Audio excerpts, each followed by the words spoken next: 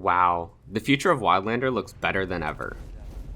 Hello Wildlanders, SK here, and today we are going to cover Dylan's most recent stream where some massive news was shared. Before we dive into the stream, a little bit of backstory needs to be mentioned. We are currently eagerly awaiting the launch of update 1.2, which we have not received a release date for. Dylan has mentioned in a couple different streams that the plan for update 2.0, which is quite a ways away, is to entirely rework the level progression system so that the gameplay experience is not so entirely contingent upon perks. For instance, you could have level 100 smithing, but if you haven't placed any perks in the tree, you quite literally cannot smith even a chest, which isn't very immersive. Using this as an example for 2.0, you would slowly progress in ability to smith items, so level 20 smithing would produce better quality items than level 15 smithing. If you look at the magical skill trees, they do already do this in part, as the higher level your destruction is, the more damage your fire spark spell will do. With this in mind, Dylan announced in the stream that the actor value generator mod was just released by AID72 and is an incredible step in the direction the team wanted to go. This mod takes different attributes of skills, perk trees, followers, NPCs, and plenty of other things in-game, and allows the dev team to customize all of these parts of the game much more drastically. Let's use the example of a follower. In Wildlander currently, some followers are innately just terrible, and others are extremely powerful even if they're only level 10. The reason for this is that some followers do not have any perks, and throughout the course of a game, they don't gain any more, while others have quite a number of perks, and currently, perks are king. As mentioned earlier, even at level 100 in smithing, you can smith virtually nothing without perks in this tree. With this mod addition, the dev team can not only fine-tune the followers so that they are more balanced and each will have different perks to make them more useful and individual, which in and of itself would be great.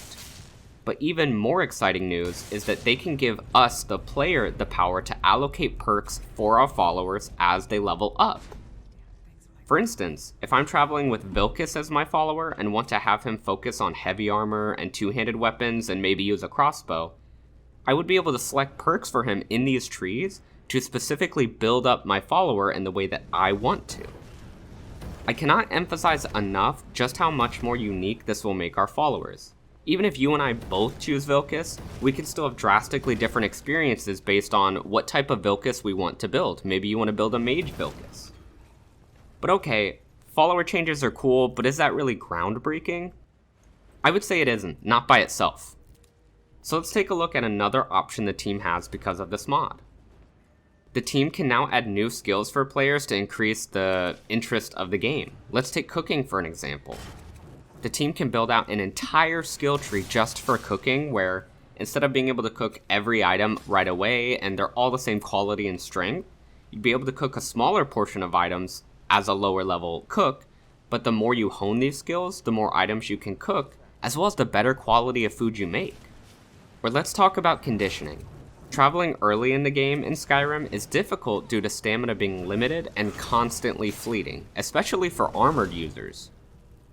The dev team could add a skill called conditioning where gradually the stamina drain while traveling is slowly reduced as we travel on foot more and level up this skill.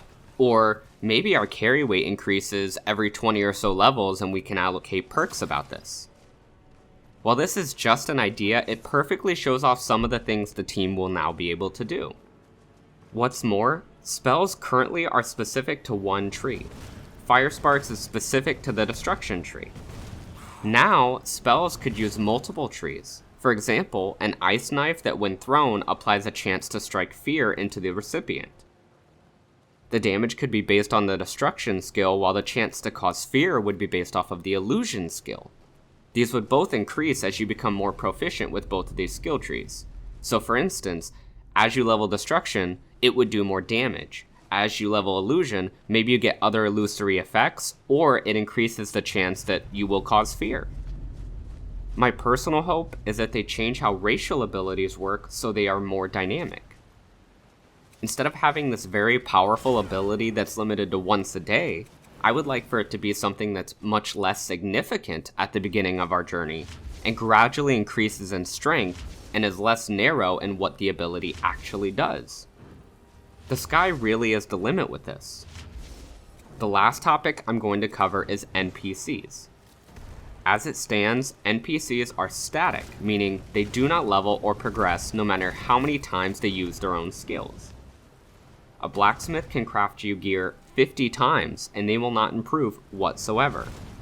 Going forward, they could be adjusted so as they make gear, their own skills improve, eventually allowing them to craft new types of gear, such as Dwarven, where they previously couldn't. Another example is enchanters would improve slowly but surely. As you request more enchantments, the quality of their enchantments would improve over time. Now, this was everything that I had to cover with the stream. What are you hoping they add with this new tool? Let me know in the comments below. If you aren't already caught up with the changes coming in update 1.2, I recommend checking out the video that should be on the screen currently. Thank you for watching this video. If you enjoyed, leave a like and consider subscribing. Stay safe, Wildlanders.